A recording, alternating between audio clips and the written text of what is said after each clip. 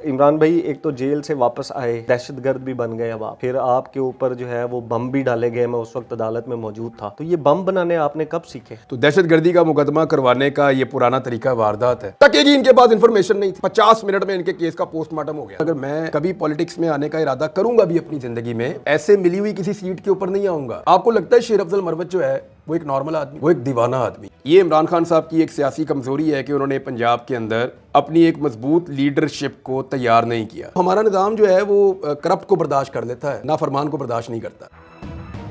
अस्सलाम वालेकुम, मैं हूं ज़ीशान अजीज़ और इस वक्त मैं मौजूद हूं सहाफ़त के बादशाह इमरान रियाज खान साहब के साथ।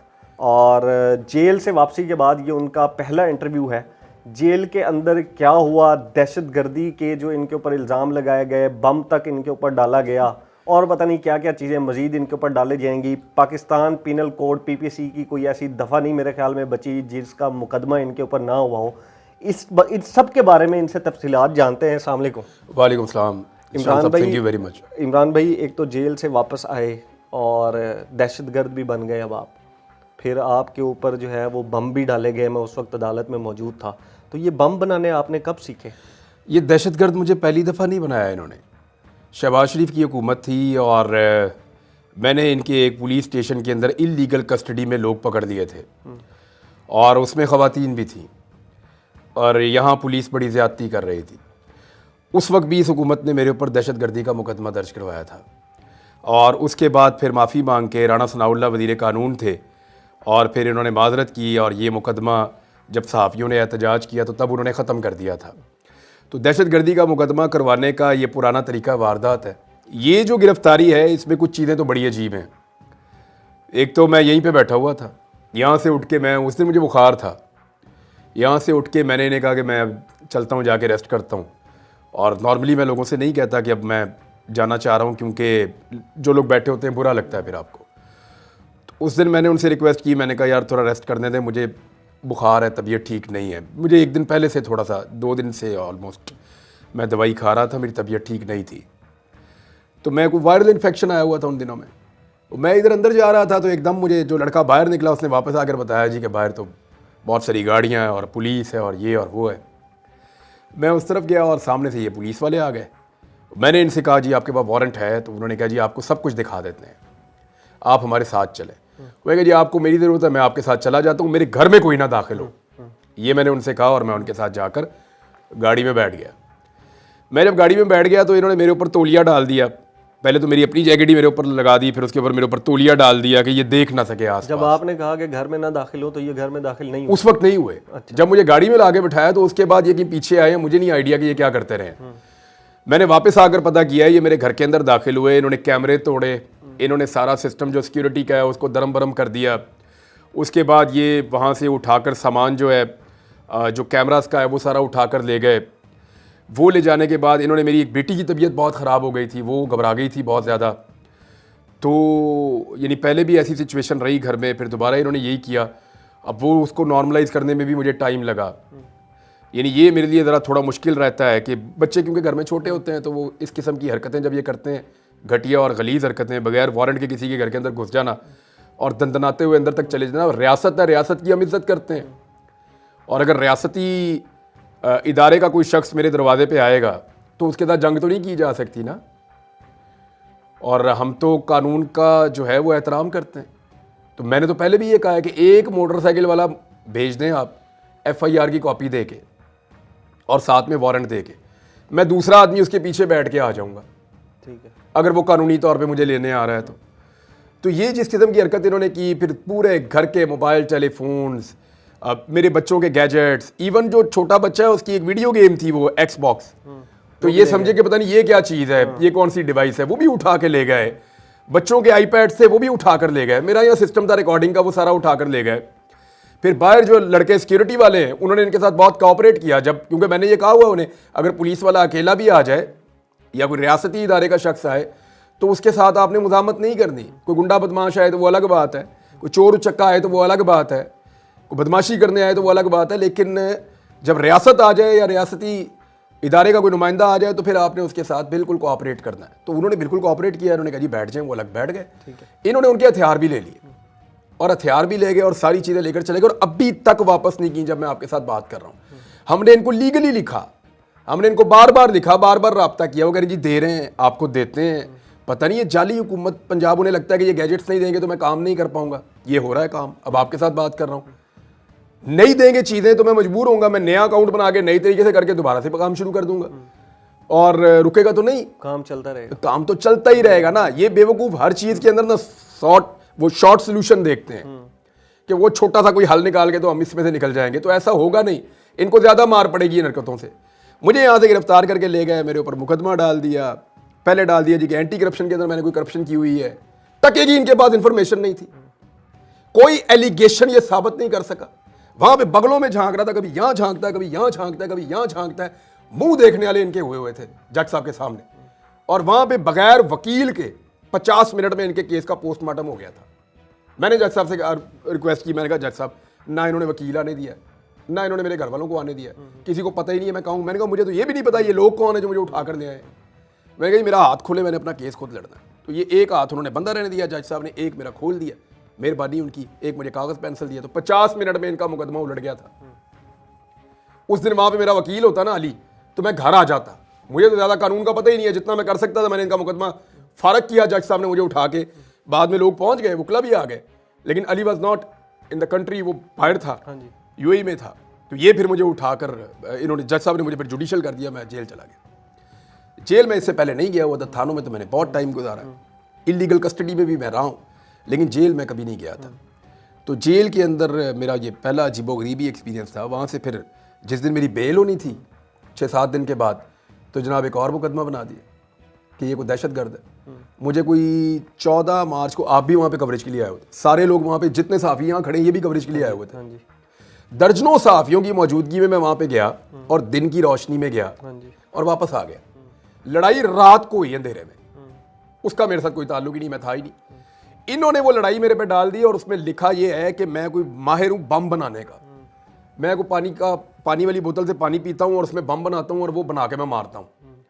और साथ में मेरे पास कोई डंडे वंडे भी थे, कहते हैं बरामद भी किया है कुछ, एक तो बरामद भी हुआ था, पता नहीं कैसे इन्होंने किया। बहरहाल वो भी झूठ बोल के, वो नीचे मुंह करके झूठ बोल रहा था। सरकारी वकील आंखों में नहीं देख पा रहा था, ना मेरी ना जज साहब की। मैंने उसे पूछा भी, मैंने कहा यार आपने मरना नहीं, अल्लाह को नहीं जवाब देना जाके, आप ऐसे यहाँ दीदा दिलेरी के साथ झूठ बोल रहे हैं, आपने मेरे से बरामद कर दिया, मुझे तो आपने थाने से नहीं निकाला इतने दिन में, कहाँ से बरामद कर लिया आपने डंडा या बम। तो वो फिर जज साहब ने भी फिर लुकमा दिया, उन्होंने कहा ये तो यही कहेंगे ना। ये जज साहब को भी आइडिया है, जजों को भी पता है कि कैसे ये सच झूठ बोलते हैं। बहरहाल फिर मुझे जुडिशल कर दिया, फिर बाद में 3-4 दिन बाद बेल होगी, तो मैं बाहर आ गया। ये है जी सारा मामला, और ये सारा मामला जो है वो सिर्फ और सिर्फ एक जाली हुकूमत, एक फ्रॉड हुकूमत, एक धांधली के जरिए से बनने वाली हुकूमत, एक पर्ची हुकूमत। पर्ची हुकूमत मैं इसलिए कह रहा हूँ, ये 47 की पर्ची के ऊपर हुकूमत बनी हुई है, इनके नीचे ग्राउंड कोई नहीं है।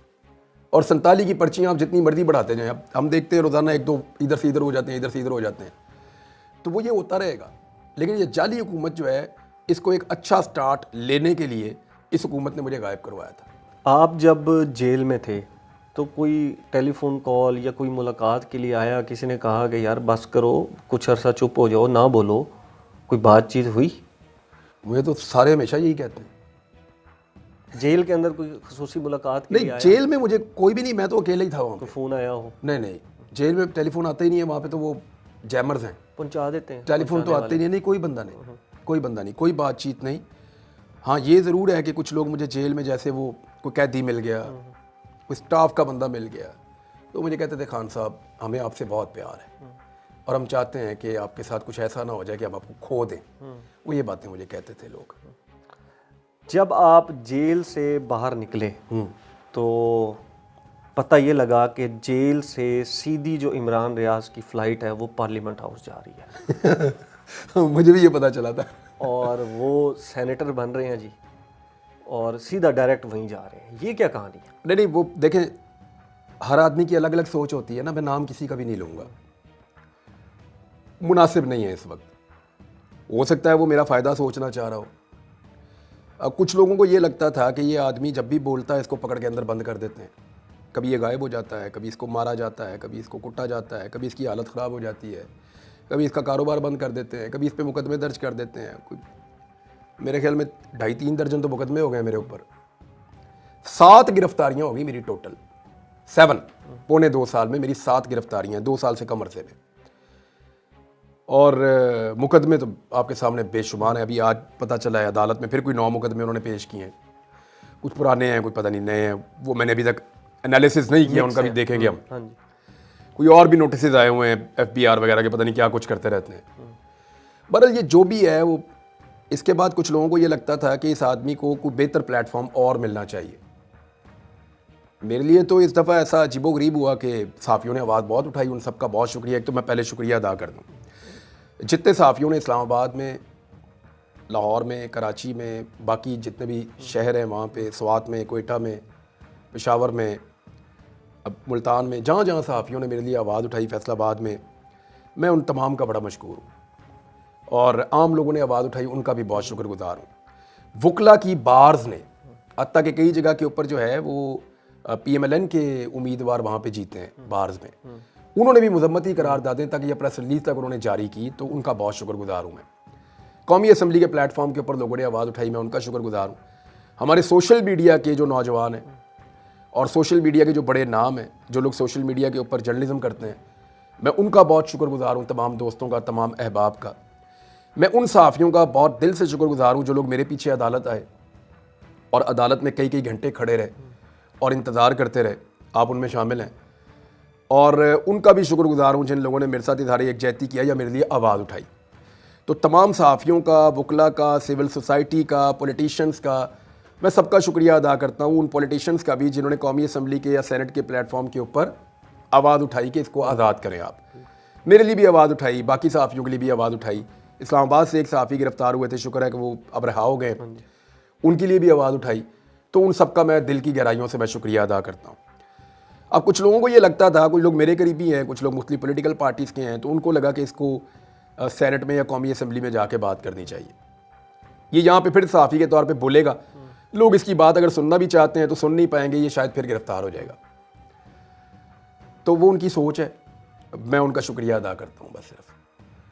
बस शुक्रिया मैंने उनका अदा कर दिया, वैसे भी कर दिया, यहाँ पे भी कर देता हूँ उनका शुक्रिया अदा। देखें, ये फैसला तो रब करता है ना कि आपने क्या करना और कहाँ जाना है। मैं आपको यहाँ फैसला सुना दूँ कि मैं सारी ज़िंदगी सियासत नहीं करूँगा, हो सकता है कि मुझे कभी ये फैसला बदलना पड़ जाए ज़िंदगी में। यानी मुझे नहीं पता था कि मैं कभी इमदादी सरगर्मियों में काम कर रहा हूँगा, लेकिन मुझे 3 दिन के अंदर अंदर ऐसे हालात हुए फ्लड के बाद कि फिर मैं उसके बाद अगले 4-5 महीने यही काम कर रहा था। तो नहीं पता होता कि रब ने आपके लिए क्या सोचा हुआ है। लेकिन फ़िलहाल मेरा कोई इरादा नहीं है, ना मैं सेनेट के अंदर जा रहा हूँ। मेरे अपने कुछ करीबी दोस्त अहबाब जो हैं, जो मेरी टीम के लोग हैं, बहुत करीबी, वो बड़ी अच्छी तरह कन्विंस हो गए थे, मेरे पास पहुँच गए मुझे कन्विंस करने के लिए, और कहीं डिस्कशन में भी वो एंगेज हो गए। अच्छा। तो मैंने उनको जब रात को आए मेरे पास, तो मैंने कहा तुम लोग जिन चक्करों में हो वो मैं उस चक्कर में नहीं हूँ। ना तो मैं सेनेट में जा रहा हूँ, और अगर मैं कभी पॉलिटिक्स में आने का इरादा करूँगा भी अपनी ज़िंदगी में, तो मैं ऐसे मिली हुई किसी सीट के ऊपर नहीं आऊँगा। आपको टिकट ऑफर हुई थी सेनेट? अब मैं आपको जब इतनी सारी बात कर रहा हूँ तो किसी वजह से ही कर रहा हूँ ना। तो ये मैंने उनसे ये कहा कि मैं ये सेनेट की सीट, ये मुशीर बन जाना, ये हमारे बहुत सारे सहाफ़ी करते रहे। मैंने उनसे कहा कि पॉलिटिक्स में अगर कभी किसी को आना है ना, तो उसको चाहिए कि वो अपने आप को टेस्ट करे और लड़के आए। अगर कभी ज़िंदगी में मैं आऊँगा तो मेरी प्रायोरिटी ये होगी, मेरी ख्वाहिश ये होगी कि मैं लड़के आऊँ। अगर कभी आया तो लड़के आऊँगा। ठीक है। फिलहाल तो मेरा कोई इरादा नहीं है, फिलहाल इरादा ही नहीं है। मैं अभी अपना काम करूँगा इंशाल्लाह। मेरा सामान वापस कर दें तो ज़रा जल्दी काम शुरू हो जाएगा, नहीं करेंगे तो भी जल्दी शुरू हो जाएगा इंशाल्लाह। मैं कोई ना कोई हल इसका 1 आधे दिन में निकाल लूँगा इंशाल्लाह। ठीक है। सेनेट की टिकट से ही याद आ रहा है कि सेनेट की टिकटें तकसीम हो रही हैं, नॉमिनेशन हो रही है, और तहरीक इंसाफ के अंदर अगर बात की जाए तो शेर अफजल मरवत साहब हैं जी, उनके ख़िलाफ़ बड़ी कैंपेन चल रही है। और मरवत साहब को आधे लोग गद्दार डिक्लेयर कर चुके हैं, आधे लोग उनके खिलाफ कैंपेन ओवरसीज से भी कर रहे हैं, अंदर से। चले मैं 2-4 सवाल आपसे पूछता हूँ मरवत के बारे में, शेर अफजल मरवत के बारे में मैं 2-4 सवाल आपसे पूछता हूँ। देखिए, मैं अपने आप से भी ये पूछ रहा था कि ये क्या है, शेर अफजल मरवत एक्चुअली क्या है और ये सब क्या चल रहा है। एक तो आप याद रखिएगा कि पाकिस्तान तहरीक इंसाफ अब एक ऐसी पॉलिटिकल पार्टी है जिसको पाकिस्तान के लोगों ने ओन कर लिया। ओन कर लिया। पीपल्स पार्टी के सेनेटर कौन है, कोई डिस्कस कर रहा है? जरदारी साहब जिसका नाम दे देंगे हो जाएगा, कोई डिस्कशन नहीं होगी पीपल्स पार्टी के अंदर, कोई बात नहीं करेगा, पीपल्स पार्टी के अंदर से एक बंदा नहीं बोलेगा, कारकुन को होश ही नहीं है। पीएमएलएन का नवाज शरीफ फैसला करेंगे कौन कौन सेनेटर बन रहा है और वो सेनेटर बन जाएगा। पीएमएलएन के अंदर उसका कारकुन कभी इसके ऊपर झगड़ा लड़ाई नहीं करेगा। पीटीआई का एक एक कारकुन एक एक सीट पे नजर रख के बैठा होता है। ये है पॉलिटिकल अप्रोच और अवेयरनेस। सिर्फ एक जमात है पाकिस्तान तहरीक इंसाफ जिसका कारकुन नजर रखता है कि कैबिनेट में कौन जा रहा है और किसको जाना चाहिए। तहरीक इंसाफ का कारकुन ही सिर्फ राय देता है कि ये सेनेट के लिए हकदार है और ये नहीं है। और किसी पार्टी का आपने सुना है आज तक? नहीं, और नहीं है। यानी नून लीग के आपने कारकुनों ने कभी सुना है कि ना इसको क्यों नहीं मिल रहा तो इसको क्यों मिल रहा है? कभी कहा उन्होंने ये बात? नहीं कहेंगे, कहते नहीं है। पॉलिटिकल सोच उनकी कभी ग्रूम होने ही नहीं दी इन्होंने। Political awareness in political parties ने अपने वर्कर्स को आने ही नहीं दी। भुट्टो साहब ने, जुल्फिकार दी भुट्टो ने पीपल्स पार्टी के जियाले को आवाज दी थी, जुबान दी थी। वो बड़ी मुश्किल से इतने साल लगा के इन्होंने छीनी है। अब पीपल्स पार्टी का जियाला भी नहीं पूछता किसको दे रहे हैं टिकट, किसको नहीं दे रहे। पीटीआई का टिकटों का बात होगा, कारकुन लड़ पड़ेगा, अपनी ओपिनियन देगा। वो पार्टी को ओन करता है, वो पॉलिटिकल सिस्टम का, पॉलिटिकल सारे निजाम का हिस्सा बनना चाहता है, वो अपना रोल प्ले करता है। ये है पॉलिटिकल अवेयरनेस। टिकट के बाद जब मिनिस्ट्री आएगी तो उसके ऊपर वो कारकुन शोर मचाएंगे। अब सेनेट की निश्चितों के ऊपर सिर्फ एक पॉलिटिकल पार्टी है जिसके अंदर सारी डिस्कशन चल रही है, वो पीटीआई। हालांकि उनकी सीटें भी कम है, फिर भी रोला पड़ा हुआ है। वजह, इनका पॉलिटिकल कारकुन बहुत ज्यादा पॉलिटिकली अवेयर हो चुका है, वो अपनी मर्जी बोलना चाहता है। ये इमरान खान ने शऊर दिया इनको, इसलिए ये बोलते हैं। इसको हमेशा वेलकम करना चाहिए। अब जहां तक मामला शेर अफजल मरवत का है ना, देखिए डिसीजन फिर भी पॉलिटिकल पार्टी का है। मैं तो बतौर सहाफी जो है वो अच्छा बुरा तो देख सकता हूं, एनालिसिस कर सकता हूं, देख रहे हैं ना कि क्या चल एनालिसिस रहा कर है, सकता हूं, लेकिन मैं इन्फ्लुएंस नहीं कर सकता, मेरा काम नहीं है। डिवीजन क्यों हो रही है? Let them decide. अच्छा डिसाइड करेंगे उनके लिए अच्छा होगा, बुरा करेंगे उनके लिए बुरा होगा। Let them decide. उनकी पॉलिटिकल पार्टी के वर्कर को इसका हक है, और अच्छी बात यह है हेल्दी कि वो इसमें इंटरफेयर कर रहा है। कहीं पे खुश हो रहा है, कहीं नाराज हो रहा है, अच्छी बात है। बाकी कारकुनों की तरह सोया हुआ तो नहीं है ना, या लस्सी पी के तो नहीं सो गया। इनका कारकुन जाग रहा है, एक्टिव है, जब डंडे भी खाता है, हर जगह पे जाके कुर्बानी भी देता है, हर जगह पे जाके एहतजाज में शिरकत भी करता है, सोशल मीडिया पे दिन रात आवाज़ उठाता है, जो बड़ा मौसर प्लेटफॉर्म है, तो फिर उसका हक बनता है कि वो अपनी बात करे। बाकी पॉलिटिकल पार्टीज के कारकुन नहीं करते तो उनका हक भी नहीं बनता। ठीक है, वैसे ही सोए हुए हैं। और पॉलिटिकल पार्टीज का बाकियों का जो तकिया है वो कारकुन पे है भी नहीं। वो बेचारे अपने इक्तदार के लिए किसी और चोर दरवाजे की तरफ देखते हैं, वहीं से वो इक्तदार लेते हैं बेचारे। अब आ जाए शेर अफजल मरवत की शख्सियत पे। आपको लगता है शेर अफजल मरवत जो है वो एक नॉर्मल आदमी है? नहीं, नॉर्मल नहीं है वो एक दीवाना आदमी है, ऐसे ही। मैं आपको उसकी मिसाल भी दूंगा अभी। शेर अफजल मरवत को मैंने पहली दफ़ा तब देखना शुरू किया जब मेरी हालत बहुत ख़राब थी, मैं वापस आया था। एक दिन मैंने देखा टॉक शो में इसने किसी बंदे के ऊपर अटैक कर दिया, मारना शुरू कर दिया। हाँ जी। कौन है? किसी टॉक शो में आपने ये देखा मार कुटाई इस तरह होते हुए? नहीं देखी ना। मुख्तलिफ आदमी है ना। अब वो सही है गलत है ये मैं नहीं कह रहा, लेकिन वो नॉर्मल नहीं है, दीवाना आदमी है। जिस वक्त सारी की सारी पाकिस्तान तहरीक इंसाफ की क़यादत मजबूर थी छुप जाने पर, या जानबूझकर रूपोश थे, या मजबूर होकर रूपोश थे, या वो बहुत ज़्यादा ख़तरा महसूस कर रहे थे, उस वक्त एक आदमी हर जगह पे निकल रहा था। मैंने खुद देखा। शेर अफजल मरवत। आप उस पर जो मर्जी इल्ज़ाम लगाएं, मैंने देखा वो हर शहर में निकला, उसने इतनी सारे लोग निकाले, वो एक पूरी वेव बनाने में कामयाब हो गया, और इमरान खान ने उसको सपोर्ट किया था उस वक्त। देखें, था तो वो इमरान खान की सपोर्ट से, लेकिन वो रिस्क ले रहा था कंटिन्यूसली। वो कराची में गया, जो हालात हुए, पंजाब में आया, पंजाब की क़यादत ने मुझे ऐसा लगा उसको घास ही नहीं डाली। हाँ जी। और यहाँ पे उसकी दाल नहीं गलने दी गई, यहाँ उसको आने नहीं दिया गया, यहाँ से उसको वापस जाना पड़ा। लेकिन केपी में उसने एक ऐसी वेव चलाई जो वेव बाकी सूबों में ट्रांसफ़र हुई वक्त के साथ साथ। यानी पाकिस्तान तहरीक इंसाफ के जो सबसे तगड़े विजुअल हैं पिछले 6 महीने के, वो सारे के सारे शेर अफजल मरवत के साथ जाके मिलते हैं। इमरान खान साहब की गिरफ्तारी के बाद अगर तहरीक इंसाफ के कोई तगड़े विजुअल्स हैं तो वो शेर अफजल के हैं, और उसके बाद अली अमीन गंडापुर के वापस आने के बाद के हैं। और तो कुछ नहीं है आपके पल्ले, तहरीक इंसाफ के पल्ले और कुछ नहीं है। अब ये एक आदमी डिफरेंट आदमी है ना। आपको याद है पाकिस्तान टीम में एक शुएब अख्तर होता था, तो शुएब अख्तर अग्रेशन भी थी, गुस्सा भी था, किसी के साथ ज्यादती भी कर जाता था, किसी को बल्ला मार दिया, किसी को गेंद मार दी, किसी को गाली दे दी, किसी को धक्का मार दिया, किसी को आंखें निकाल दी। कोई बंदे की बात पसंद नहीं आई तो एकदम उसके साथ सीधा हो गया, लेकिन इसके बावजूद सारे उसको बर्दाश्त करते थे। क्यों?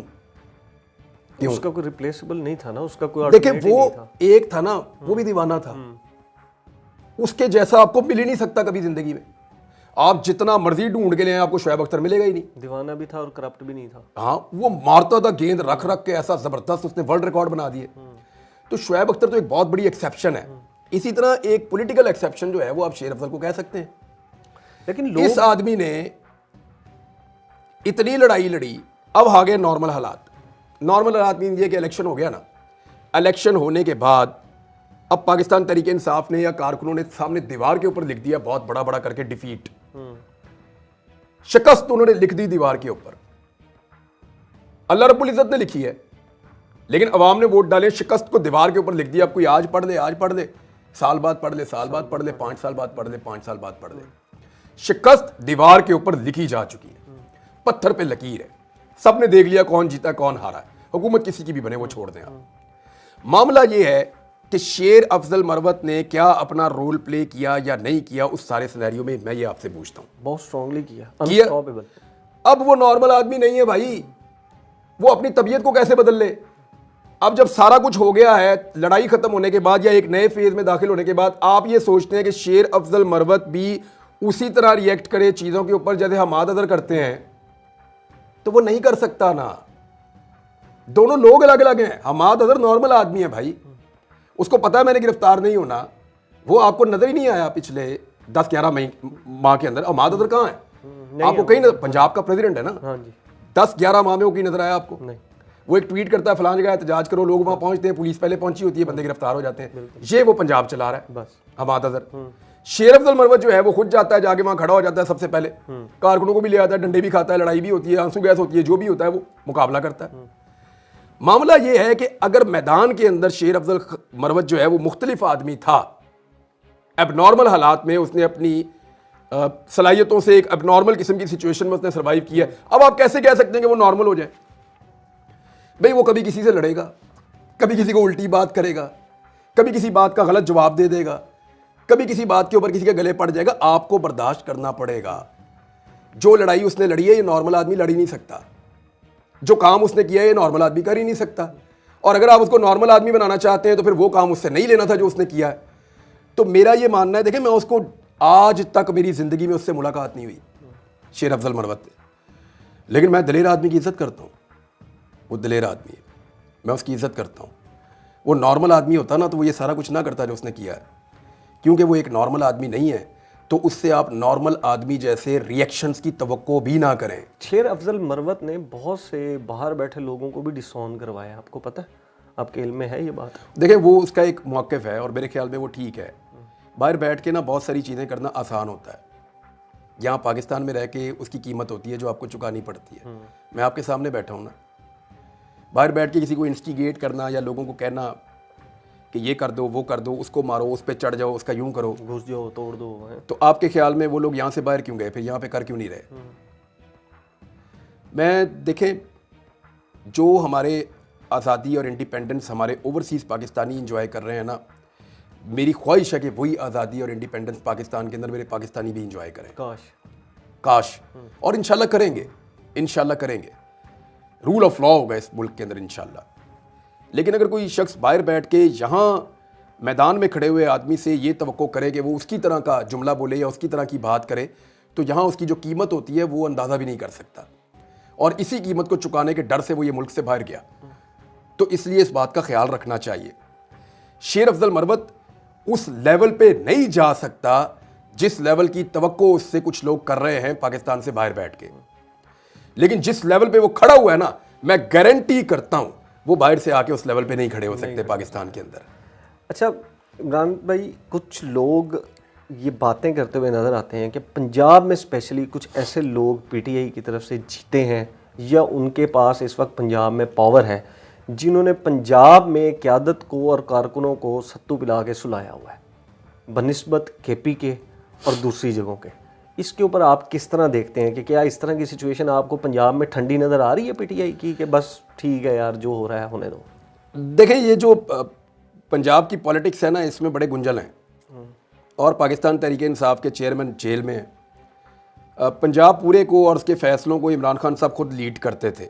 ये इमरान खान साहब की एक सियासी कमज़ोरी है कि उन्होंने पंजाब के अंदर अपनी एक मजबूत लीडरशिप को तैयार नहीं किया, या अपना एक स्ट्रक्चर वैसा नहीं बनाया जैसा केपी में बन गया उनका। केपी में तो पॉपुलैरिटी इतनी थी कि वो एक चीज़ एक वहाँ बन गई है जो अनब्रेकेबल टाइप की चीज़ है फ़िलहाल इस वक्त। पंजाब में इमरान खान साहब की ये कमज़ोरी थी, उन्होंने ये नहीं किया। जहाँ पे एक कमज़ोर वज़ीर आला था वो भी वज़ीर आज़म हाउस से कंट्रोल होता था, उस्मान बुज़दार। अगर यहाँ इमरान खान साहब बहुत सारे मजबूत, जैसे अब लोग बन गए हैं, कुछ नाम ऐसे हैं, यास्मीन राशिद साहिबा, वो जेल में क्यों है? वो बाहर होंगी तो वो पंजाब को दोबारा से सारे को रीऑर्गेनाइज़ करेंगी और चीज़ों को वो लेकर चलेंगी। अब मियाँ महमूद रशीद ने बड़ी सख्ती, बड़ी मजबूती दिखाई है, एजाज चौधरी साहब ने, बाकी और लोगों ने, सनम जावेद, उमर चीमा, वाह, उमर चीमा ने तो हद कर दी। पुराने इमरान खान के साथियों में से भी हैं। वो नई लड़की सनम जावेद है, कुछ लड़कियां अभी कुछ गिरफ्तार हैं, कुछ बाहर आ गई हैं। वो खातून है जिन्होंने हमजा शहबाज से इलेक्शन जीता, आलिया हमजा साहिबा, बड़ा कमाल उन्होंने इलेक्शन लड़ा और जीता उन्होंने इलेक्शन, लेकिन वहाँ पे 47 के ऊपर हमजा शहबाज जीत गया। मैंने हल्के से पता करवाया। नवाज शरीफ के बारे में मुझे कल बताया हमारे एक बड़े सीनियर दोस्त हैं और बड़े, उन्होंने कसम खा के उन्होंने बात की, उन्होंने कहा जी 60,000 प्लस वोट से नवाज शरीफ हारे हैं लाहौर वाली सीट। यास्मीन राशिद 60,000 से ज़्यादा की लीड से जीती हैं, तो फिर भी नवाज शरीफ साहब को जिताया गया यहाँ पे। अब सिचुएशन ये, और मियाँ साहब रोसी गए थे, अपने घर चले गए थे, तो फिर मियाँ साहब को मनाना तो था ही ना, तो मियाँ साहब को वो सीट फिर मिल गई। अब मामला ये है कि यहाँ अब पॉलिटिकल लीडरशिप बन चुकी है। इमरान खान साहब अगर बाहर आते हैं तो उनके पास अब लोगों की कमी नहीं है जिनके ज़रिए से वो पंजाब को एक वाइब्रेंट पॉलिटिकल सूबे में अपनी पॉलिटिकल पार्टी को यहाँ मजबूत करके उसको कन्वर्ट करें। इमरान खान साहब के पास ये अब लोग मौजूद हैं जो पहले अगर वो कह सकते थे कि यार मेरे पास वो बंदे नहीं है फ़िलहाल, लेकिन अब उनके पास पूरा ग्राउंड बना हुआ है। बाहर आते हैं तो वो कर सकते हैं। अब ठीक, करप्शन मेरी रेड लाइन है, ये आपका आखिरी व्लॉग था जेल जाने से पहले, जब आपको जेल भेज दिया गया। यार रेड लाइन रोज़ चेंज हो जाती है। एक दिन औरत मेरी रेड लाइन है, एक दिन करप्शन मेरी रेड लाइन है, एक दिन महंगाई मेरी रेड लाइन है, एक दिन कोई और रेड लाइन है, फिर एक दिन पहले कहा था नवाज शरीफ मेरी रेड लाइन है। इनकी रेड लाइन खलोंदी नहीं एक जगह पे, कभी रेड लाइन इधर है, कभी इधर है, कभी इधर है, कभी इधर है। तो एक्चुअल रेड लाइन क्या है वो लास्ट टाइम ये आपने बोला था, तो फिर आप उसके बाद करप्ट भी हो गए और फिर दहशतगर्द भी बना दिए गए। तो करप्शन की अगर रेड लाइन है तो इनको सबसे पहले बताना चाहिए। अभी फिर एक और झूठ पकड़ा गया, वो बहन कह रही है मेरे भाई पाकिस्तानी नहीं है, उनके ऊपर यहाँ का कानून ही लागू नहीं होता। वो भाई आगे कह रहा है मेरे पास तो किसी और मुल्क का पासपोर्ट ही नहीं। अच्छा, आखिरी सवाल है कि मरीम नवाज़ की वजारत आला जो है उसको जो कंपेयर किया जा रहा है, वो किया जा रहा है बुज़दार साहब की वजारत आला से। वो कहते हैं कि उससे बेहतर है। बुज़दार समझदार था। मैं आपको सीरियसली बता रहा हूँ, बुज़दार को ना, मैं बताऊँ, उस्मान बुज़दार को फिर भी अकल थी। अगर आदमी नालायक हो ना और उसको पता हो कि वो नालायक है तो काम चल जाता है। बुज़दार साहब नालायक थे? मैं आपको वैसी मिसाल दे रहा हूँ, मेरी क्या जरूरत है मैं बुज़दार साहब को नालायक कहूँ। अच्छा, बुज़दार साहब के देखे ना आप कितनी, मैं आपको मज़े की बात बताता हूँ। सारे लोग कहते थे इमरान खान पे एक ही एलिगेशन लगाते थे, Buzdar corrupt, Buzdar corrupt, Buzdar corrupt. Imran Khan अंदर है, बुज़दार बाहर है। हाँ। अब आप अंदाज़ा करें। तो एक्चुअली लड़ाई बुज़दार से, बुज़दार अगर करप्ट था और मैंने उस पर स्टोरीज की हैं तो उसको अंदर होना चाहिए था। अंदर होना चाहिए। तो हमारा निज़ाम जो है वो करप्ट को बर्दाश्त कर लेता है, नाफरमान को बर्दाश्त नहीं करता। ये हुकूमत जो है ना, ये मीडिया के ऊपर, टिकटॉक के ऊपर ये नहीं चलनी, इनके मुंह पे इनकी अपनी चपेड़ें आके पड़नी है। अब 50 रुपए का हेलीकॉप्टर इनका उड़ रहा है। जब फवाद चौधरी ने 54 रुपए का हेलीकॉप्टर उड़ाया था तो इन्होंने मजाक उड़ाया था, तो तब पेट्रोल भी सस्ता था, डॉलर भी सस्ता था, पेट्रोल भी सस्ता था। उसने कहा था 54 रुपए किलोमीटर हेलीकॉप्टर फ्लाई करता है, इन सब ने मजाक उड़ाया था। अब मरियम नवाज का हेलीकॉप्टर जो है वो 50 रुपए किलोमीटर जो है वो फ्लाई करता है। और मैंने एक बात कही थी, वो रिकॉर्ड से आप निकाल लीजिएगा, बेशक सुनवा भी दीजिएगा लोगों को। मैंने कहा था ना कि नवाज शरीफ बहुत बदमज़ा होने वाले हैं, और बार बार कहा था। अच्छी खबर नहीं है नवाज शरीफ के लिए। आपने देखा उनके मुंह का जायका ख़राब है आजकल। अब मैं आपको ये बता रहा हूँ कि ये सारे बहुत बदमज़ा होने वाले हैं, थोड़ा सा और वेट करें। इनके लिए भी अच्छी खबरें नहीं है, आने वाले दिनों में इन्हें पता चल जाएगा। खबरें मैं दे दूँगा अपना वीलॉग शुरू करते हुए, इंशाल्लाह चीज़ें मैं बताऊँगा। और दूसरा, मेरा बड़े लंबे अरसे से एक तात्तुल आ गया था, इंटरनेशनल न्यूज़ के ऊपर मैं काम नहीं कर पा रहा था। अब पिछले चंद दिनों में मैंने इंटरनेशनल न्यूज़ के ऊपर काफ़ी रिसर्च की है। मुझे फ़लस्तीन पे भी काम करना है, यूक्रेन पे भी काम करना है, बाकी चीज़ों पे भी करना है। तो मैं, जो मेरे सुनने वाले हैं उनको मैं एक अच्छी खबर ये है कि हम अपना जो इंटरनेशनल अपना एक सेगमेंट होता था वो भी स्टार्ट करें। उसको दोबारा शुरू करेंगे। लोकल पॉलिटिक्स पे तो मैं अपना काम करता रहूँगा इंशाल्लाह। मुझे सारे यही कहते हैं कि यार हाथ हौला रख। कितना को हौला रखूँ यार, यानी मैं अब झूठ को झूठ कहना बंद कर दूँ तो ये तो नहीं हो सकता ना। ये फ्रॉड करें और मैं कहूँ जी ये बिल्कुल ईमानदारी के साथ काम कर रहे हैं तो ये तो नहीं हो सकता। अब जाली पर्ची हुकूमत को जो है, पर्ची पे बनने वाली जो जाली हुकूमत है उसको अब मैं एक लेजिटिमेट गवर्नमेंट कहूँ तो ये तो नहीं हो सकता। फिर भी कोशिश करूँगा कि सर्वाइव करूँ। सर्वाइव करना भी एक फ़न है ना, तो कोशिश करूँगा सर्वाइव करूँ।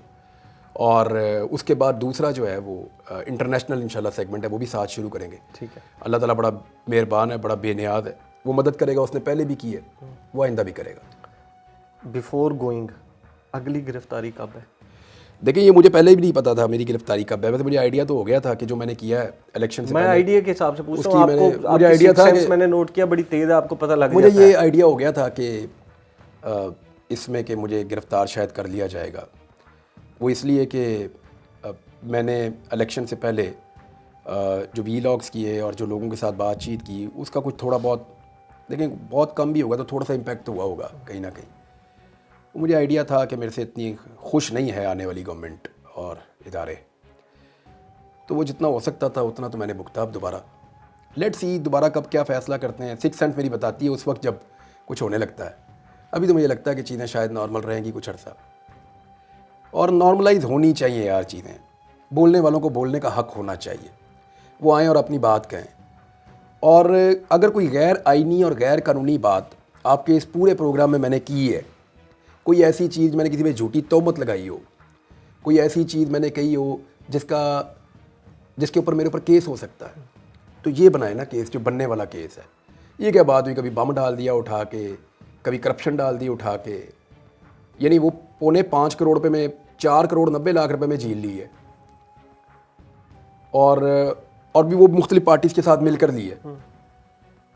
ठीक है, उससे पहले वो थी 1 करोड़ 10 लाख रुपए की बोली के अंदर, वो 5 करोड़ पे चली गई। 1 करोड़ की चीज़ 5 करोड़ पे चली गई तो वो कह रहे हैं जी ओने पोने खरीद ली इमरान रियाज ने। भाई मैं दे देता हूँ, ले लो मेरे से, 8 करोड़ में ओने पोने ले लो, 4 की 5 की 8 में ले लो। सब फ्रॉड था पूरा का पूरा केस। वहां पे मुंह उठाने के काबिल नहीं था वो बंदा, शर्म नहीं आ रही थी इनको।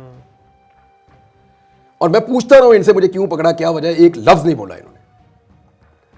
मुझे कान में यही कह रहे थे, सर आप तो समझते हैं, सर आप तो समझते हैं, सर गवर्नमेंट का प्रेशर है, सर आप तो समझते हैं उसने कल, और मुझे कहते थे उसने कल हलफ उठाना है। मुझे बार बार कहते थे उसने कल हलफ उठाना है। ये इतनी नवाब है यार कि इसने हलफ उठाना है तो हमें पकड़ के अंदर कर देंगे। ऐसे तो नहीं होगा ना, ऐसे नहीं चलेगा। ये मुल्क है, ये मेरा भी है। इस शहर पे कब्जा तो नहीं हो गया, इस सूबे में एक हुकूमत बनी है, इस सूबे में हमारे दुश्मन का कब्जा नहीं हुआ, एक हुकूमत बनी है यहाँ पे। और जो हुकूमत बनी है, जैसे बनी है, वो सब जानते हैं। हमारा भी ये सूबा उतना ही है, हमारा भी ये शहर उतना ही है, हमारा भी ये मुल्क उतना ही है जितना जो हुकूमत में जाके लोग बैठ गए उनका है। तो हमारे पास भी राइट बोलने का है, राइट अपनी बात करने का है। अगर वो राइट आप हमसे छीनेंगे तो आप आइन को वायलेट करेंगे। आइन की जब वायलेशन होगी, अदालतें भी मौजूद है, निज़ाम भी मौजूद है। मैं बड़ा पुरुम्मीद हूँ। बहुत शुक्रिया, थैंक यू, गुड लक। बहुत शुक्रिया।